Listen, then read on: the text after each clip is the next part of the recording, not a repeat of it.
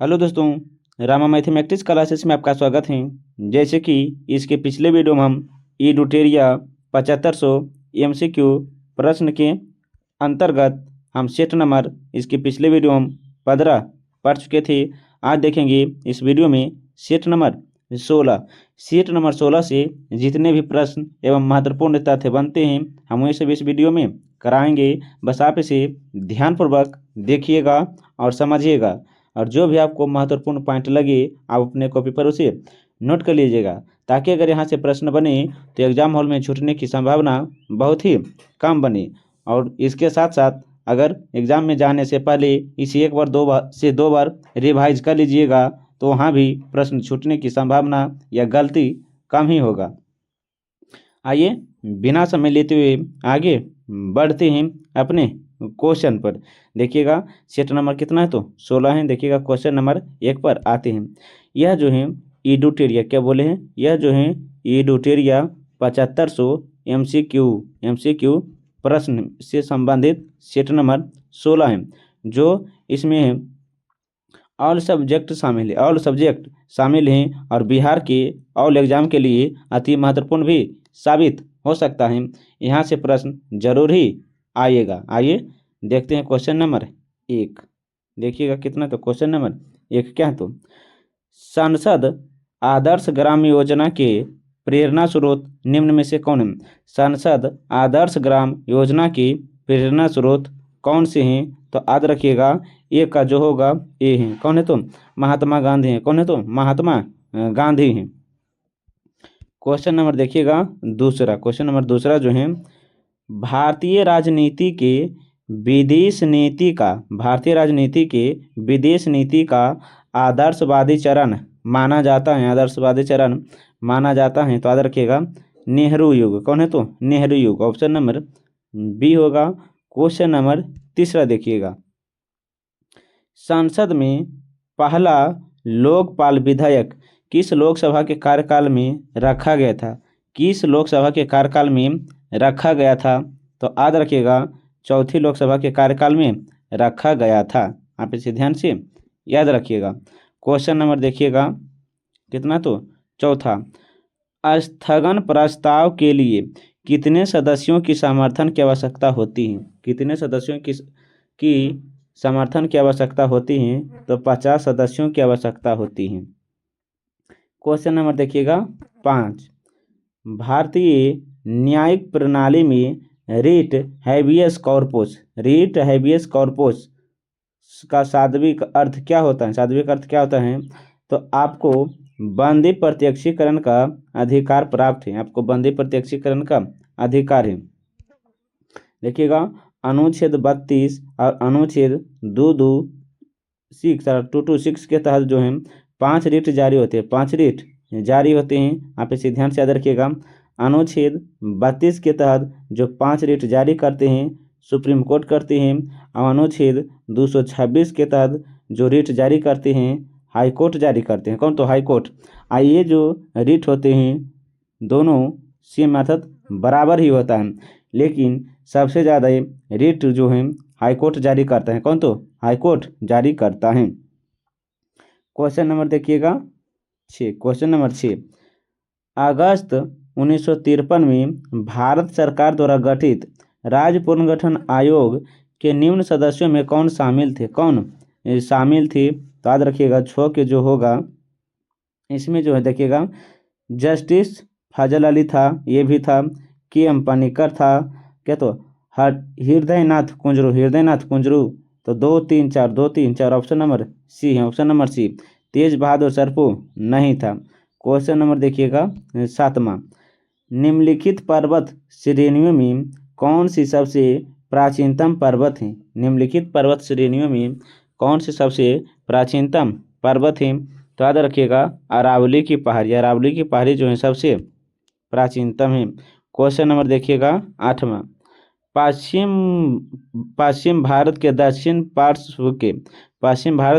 पार्श्व के क्षेत्र में अधिकतर किस प्रकार की मिट्टी पाई जाती है। तो काली मिट्टी। कौन सी मिट्टी तो काली मिट्टी।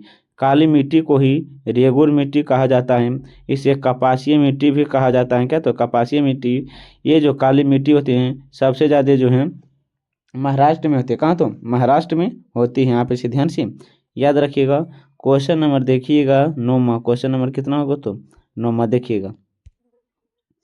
मानसून प्रत्यावर्तन के समय बिहार के किस मैदानी भाग बिहार के मैदानी भाग में किस तरह का प्रभाव होता है? किस तरह का प्रभाव होता है? तो याद रखिएगा, ठंडी पछुआ और उत्तरी हवा। ठंडी पछुआ और उत्तरी हवा, ऑप्शन नंबर ए होगा। क्वेश्चन नंबर 10 देखिएगा। दक्षिण के प्रायद्वीपीय पठार के संदर्भ में निम्नलिखित कथनों पर विचार करें। निम्नलिखित कथनों पर विचार करें। तो क्वेश्चन नंबर 10 का जो होगा सी है। क्या? तो देखिएगा, यह गोंडवाना का ही भाग है, ये भी सही है।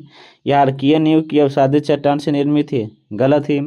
यहाँ की चट्टान के रूपांतरण में साक्ष्य दिखते हैं, ये सही है। तो ऑप्शन नंबर 1 और 3 सी होगा। क्वेश्चन नंबर 11 देखिएगा। क्या? तो सातवाहन शासकों के संदर्भ में निम्नलिखित कथनों पर विचार करें कि कौन सा कथन सही है सातवाहन शासकों के संबंध में। देखिएगा, उन्होंने बौद्ध धर्म को ब्राह्मणवाद को संरक्षण दिया, ये सही है।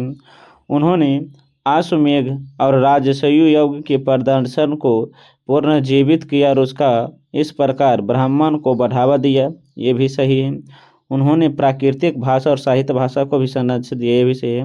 तो ऑप्शन नंबर डी 1 और 2 3 तीनों सही। देखिएगा, किस प्राचीन स्तूप का नाम धन्य कटक है? धन्य कटक है। तो क्वेश्चन नंबर 12 को जो होगा, क्वेश्चन नंबर 12 को जो होगा सी अमरावती का स्तूप है। क्या? तो अमरावती का स्तूप है। क्वेश्चन नंबर देखिएगा 13। ऋग्वेद में कृषि का उल्लेख कितने बार है? ऋग्वेद में कृषि का उल्लेख कितने बार है? तो 24 बार जो है कृषि का उल्लेख है। आप बस जो भी हम पूछ रहे हैं ऋग्वेद से संबंधित उसका जवाब आप कमेंट में बताते चलिएगा। ऋग्वेद में जो है यमुना का उल्लेख कितना है? क्या बोले हैं? यमुना का उल्लेख कितना है?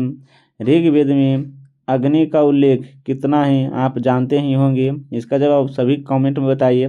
अग्नि, इसके अलावा है वर्षा। क्या? तो वर्षा, 1 मिनट, क्या क्या बोले हैं देखिएगा।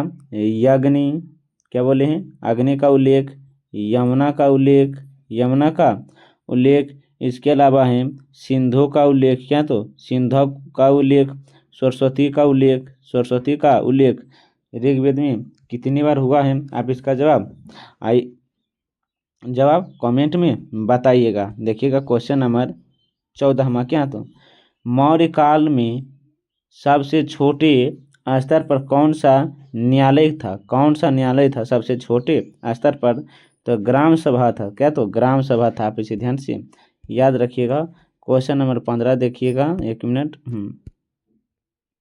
क्वेश्चन नंबर 15 क्या है? तो किस चीनी यात्री ने गुप्त काल में कौड़ियों के माध्यम से वस्तु विनिमय प्रचलन में वर्णित की हैं, विनिमय में प्रचलित किए हैं? तो फाहियन था। कौन था? फाहियन था। आप इसे ध्यान से याद रखिएगा। आइए देखते हैं क्वेश्चन नंबर कितना होगा। तो 16। चंद्रगुप्त द्वितीय का संधि विग्रह निम्नलिखित में से कौन सा करता है? कौन सा करता है? तो क्वेश्चन नंबर 16 का वीरसेन है। कौन है? तो वीरसेन है। क्वेश्चन नंबर 18 देखिएगा। गुप्त काल में गुप्त काल में महाबलाधिकृत अधिकारी किस भाग से संबंधित था? किस भाग से संबंधित था? तो सेना का सेनापति से संबंधित था। आगे क्या है? तो देखिएगा, 1 मिनट। हाँ, सूची 1 और सूची 2 से सुमेलित कीजिए, कौन सा सही है? देखिएगा, क्वेश्चन नंबर 18 जो होगा, क्वेश्चन नंबर 18 को देखिएगा।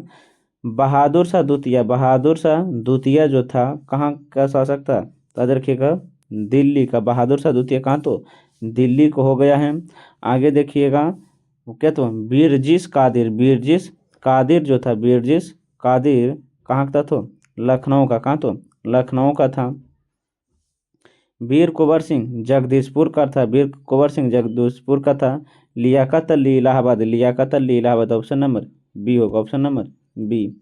आगे देखिएगा, निम्न में से कौन जहांगीर के समय के प्रमुख चित्रकार नहीं थे? कौन जहांगीर के समय प्रमुख चित्रकार नहीं थे? तो क्वेश्चन नंबर 19 का जो होगा क्या, तो डी होगा, बासवान है। कौन है? तो बासवान। तो इसमें जो है मनोहर है, मंसूरा है, क्या तो बिस बिस नादास है, बिस नादास हैं।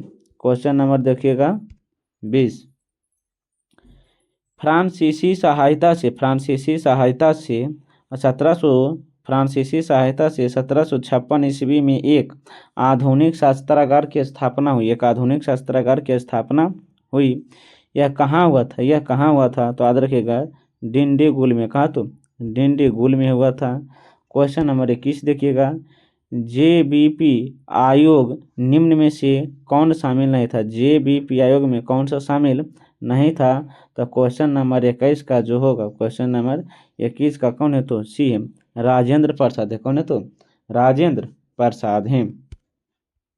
क्वेश्चन नंबर देखिएगा 22वां, इलाहाबाद में संपन्न कांग्रेस कार्यकारिणी समिति की बैठक अप्रैल मई 1947 में निम्नलिखित सदस्यों में से एक सदस्य भारत के नाजीवाद, फासीवाद तथा साम्राज्यवाद विरोधी निश्चित रुख के कारण जापान के विरोधी गोरिल्ला युद्ध की अपनी योजना के पक्ष में बहुमत जुटाने में सक्षम हुए थे? कौन हुए थे? तो याद रखिएगा पंडित जवाहरलाल नेहरू था। पंडित जवाहरलाल नेहरू था। महात्मा गांधी का मानना था कि द्वितीय विश्व युद्ध में भागीदारी का मतलब निम्नलिखित सिद्धांतों का उल्लंघन होगा। निम्नलिखित सिद्धांतों का उल्लंघन होगा, जिसमें से क्या शामिल है? तो अहिंसा। क्या? तो अहिंसा है। क्वेश्चन नंबर देखिएगा 24। क्या? तो क्वेश्चन नंबर 24 जो है, कलकत्ता, मद्रास, मुंबई में उच्च न्यायालय निम्न में से किस वायसराय के कार्यकाल में अस्तित्व में आया था? किस वायसराय के कार्यकाल में अस्तित्व में आया था? तो लॉर्ड कैनिंग के कार्यकाल में। किसके? तो लॉर्ड कैनिंग के कार्यकाल में। आप इसे ध्यान से याद रखिएगा।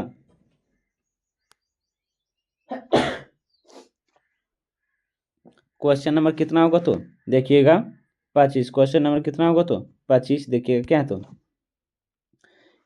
इलाहाबाद की संधि के बाद रॉबर्ट क्लाइव ने मुर्शिदाबाद का उप दीवान किसे बनाया है? इलाहाबाद की संधि के बाद रॉबर्ट क्लाइव ने मुर्शिदाबाद का उप दीवान किसे बनाया था? तो क्वेश्चन नंबर 25 का जो होगा, क्वेश्चन नंबर 25 का किसे? तो मोहम्मद रजा खान को। मोहम्मद रजा खान को, ऑप्शन नंबर ए। यदि किसी गोलीय दर्पण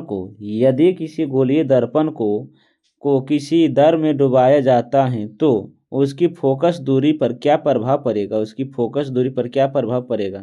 अपरिवर्तित रहेगा। ऑप्शन नंबर डी होगा।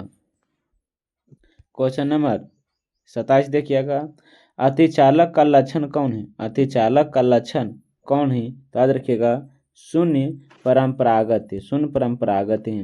क्वेश्चन नंबर 28 देखिएगा, धुआं किस प्रकार के विलयन का उदाहरण है? धुआं किस प्रकार के विलयन का उदाहरण है?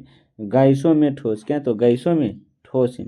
क्वेश्चन नंबर 29 देखिएगा, निम्न में कौन सा एक कोशिकीय हरित शैवाल है? निम्न में से कौन है कोशिकीय हरित शैवाल है? तो क्वेश्चन नंबर 29 का जो होगा डी है। क्या? तो chlamydomonas, option number D. Question number 30 देखिएगा, निम्नलिखित में से किसे पादप जगत का उभयचर कहा गया है? किसे पादप जगत का उभयचर कहा गया है? तो क्वेश्चन नंबर 30 का जो होगा बायोफ्राइटस को कहा गया है। क्वेश्चन नंबर 31 देखिएगा, इनमें से कौन सा जीव परजीवी पोषक युक्ति को दर्शाता है? कौन सा जीव पोषी युक्ति परजीवी को दर्शाता है? तो क्या? तो अमरबेल है। क्या? तो अमरबेल है। क्वेश्चन नंबर कितना होगा? तो देखिएगा 32। क्वेश्चन नंबर कितना होगा? तो 32 देखिएगा, निम्न में कौन द्विलिंगी पुष्प है? निम्न में से कौन द्विलिंगी पुष्प है? तो क्वेश्चन नंबर 32 का जो होगा, क्वेश्चन नंबर 32 का क्या? तो गुड़हल और सरसों, गुड़हल और सरसों है, द्विलिंगी पुष्प है। आगे क्या? तो देखिएगा, यकृत में यूरिया का संश्लेषण किसके द्वारा होता है? यकृत में यूरिया का संश्लेषण किसके द्वारा होता है? तो क्वेश्चन नंबर देखिएगा 33 का जो होगा ऑर्थियन चक्र के द्वारा, ऑर्थियन चक्र के द्वारा। क्वेश्चन नंबर 34 देखिएगा मानव के निम्न अंगों में कौन सा एक प्रत्यक्षी अनुक्रिया के प्रदर्शन में शामिल नहीं है? तो 34 का जो होगा मस्तिष्क जो है शामिल नहीं है। क्वेश्चन नंबर 35 देखिएगा हमारे शरीर में त्वचा के तल के नीचे विद्यमान वसा निम्नलिखित में से किसके विरुद्ध अवरोधक का कार्य करता है? अवरोधक का कार्य करता है। तो 35 का जो होगा 35 का क्या, तो शरीर की ऊष्म का क्षय होता है, शरीर की ऊष्म का क्षय होता है। क्वेश्चन नंबर 36 देखिएगा निम्न में से किस आहार को नाइट्रोजनी आहार भी कहा जाता है? किस आहार को नाइट्रोजनी आहार भी कहा जाता है? तो प्रोटीन को। किसको? तो प्रोटीन को। क्वेश्चन नंबर कितना, तो देखिएगा 37 है निम्नलिखित में से कौन एक यौगिक है तुल्यौकी भार और आणविक समान है? आणविक समान है तो NaCl है, NaCl है। क्वेश्चन नंबर देखिएगा 38 श्वेत फॉस्फोरस अंधेरों में किस कारण से दीप्त होती हैं? तो मंद ऑक्सीकरण के कारण, मंद ऑक्सीकरण के कारण। क्वेश्चन नंबर 39 देखिएगा एक बिल्डर रिएक्टर वह है जो उपभोक्ता की तुलना में अधिक विखंडनीय सामग्री का उत्पादन करते हैं। ऑप्शन नंबर सी होगा, ऑप्शन नंबर सी। निम्नलिखित में से किसने वर्ष 1924 में बायोकोमा सत्याग्रह का नेतृत्व किया है? बायोकोमा सत्याग्रह का नेतृत्व किया है। तो क्वेश्चन नंबर 40 का KP मेनन है। आगे देखिए क्वेश्चन नंबर कितना, तो 41 है। महाभारत के सर्वप्रथम तमिल अनुवाद की, महाभारत को सबसे पहले तमिल भाषा में किसने अनुवाद किया था? तो याद रखिएगा पेरुन देवनार है। ऑप्शन नंबर ए होगा। क्वेश्चन नंबर 42 देखिएगा दक्षिण भारतीय प्रसिद्ध महाकाव्य कुरल के लेखक निम्न में से कौन है? कुरल के लेखक निम्न में से कौन है? तो क्या तिरुबलर है। देखिएगा क्वेश्चन नंबर कितना होगा, तो 1 मिनट कितना होगा, तो देखिएगा 43 इंडियन इंस्टीट्यूट ऑफ क्या, तो बायोमेडिकल रिसर्च सेंटर कहाँ है? Indian institute of biomedical research centre कहाँ है? तो याद रखिएगा कोलकाता में है। कहाँ? तो ऑप्शन नंबर सी।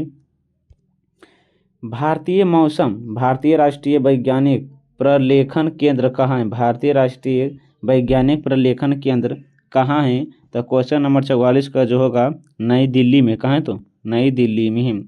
डर्बी शब्द निम्न में से किस खेल से संबंधित है? डर्बी किस खेल से संबंधित है? तो पोलो से संबंधित है। डर्बी किस खेल से संबंधित है? तो पोलो से संबंधित है। आगे देखिएगा यह जो है ऑल एग्जाम के लिए अति महत्वपूर्ण साबित हो सकता है।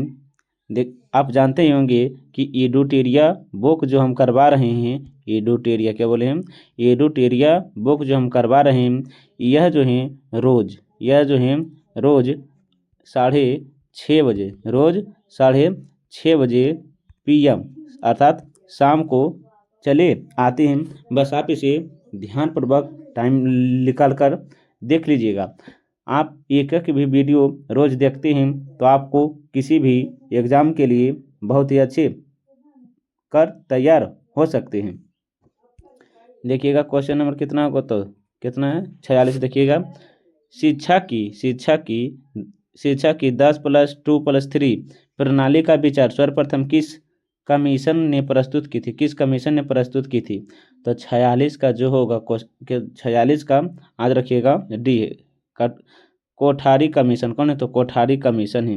क्वेश्चन नंबर 47 देखिएगा निम्नलिखित को सुमेलित करें। तो देखिएगा राष्ट्रीय वन नीति कब आया था? 1998 में आया था। राष्ट्रीय वन नीति कब आया था? 1998 में आया था, याद रखिएगा। आगे क्या? तो देखिएगा राष्ट्रीय विद्युत नीति कब आया था? राष्ट्रीय विद्युत नीति 2005 में आया था। राष्ट्रीय विद्युत नीति 2005 5 में आया था राष्ट्रीय खनिज नीति। राष्ट्रीय खनिज नीति क्या, तो राष्ट्रीय खनिज नीति जो है कब आया था, 2008 में। राष्ट्रीय खनिज नीति 2008 में आया था। राष्ट्रीय जनसंख्या नीति 2000 में आया था। राष्ट्रीय जनसंख्या नीति कब, तो 2000 में आया था। तो ऑप्शन नंबर 4, 3, 1, 2 होगा, ऑप्शन नंबर ए है। क्वेश्चन नंबर 48 देखिएगा, निम्नलिखित में कौन सा नई आर्थिक सुधारों का अंग नहीं है, अंग नहीं है, तो 48 का जो होगा बी है। कौन है, तो बी है, केंद्रीकरण है। क्या, तो केंद्रीकरण है। क्वेश्चन नंबर 49 देखिएगा, गिफिन वस्तु के लिए मांग वक्र होता है, गिफिन वस्तु लेके मांग वक्र होता है, तो ऊपर की ओर चढ़ता हुआ, ऊपर की ओर चढ़ता हुआ। क्वेश्चन नंबर 50 देखिएगा, जो इस वीडियो का लास्ट प्रश्न है। क्या, तो माथर्स के जनसंख्या सिद्धांत के अनुसार निम्न में से किसके बीच संबंध की खोज की गई है, इसके भी संबंध की खोज की गई है, तो खाद्य आपूर्ति और जनसंख्या वृद्धि में, खाद्य आपूर्ति और जनसंख्या वृद्धि में ऑप्शन नंबर बी है। एक प्रश्न हम पूछते हैं, इसका जवाब आप कमेंट में बताइएगा। देखिएगा कि K2 की ऊंचाई कितना है, K2 की हाइट अर्थात ऊंचाई कितनी है और कौन सा देश में है, कौन सा देश में है, इसका जवाब आप कमेंट में बताइएगा। अगर सेशन और वीडियो अच्छा लगता है तो लाइक, सब्सक्राइब, कमेंट और साथ साथ अपने दोस्तों के साथ भी शेयर कीजिएगा। तब तक के लिए पढ़ने में मस्त रहिए, ज़बरदस्त रहिए। यह जो है एक बार पुनः सेट नंबर 16 देख लीजिएगा, ताकि यहाँ से जितने भी प्रश्न बनते हैं वे सभी आपको एक ही वीडियो में याद हो जाए। हम मिलते हैं नेक्स्ट वीडियो में, तब तक के लिए धन्यवाद।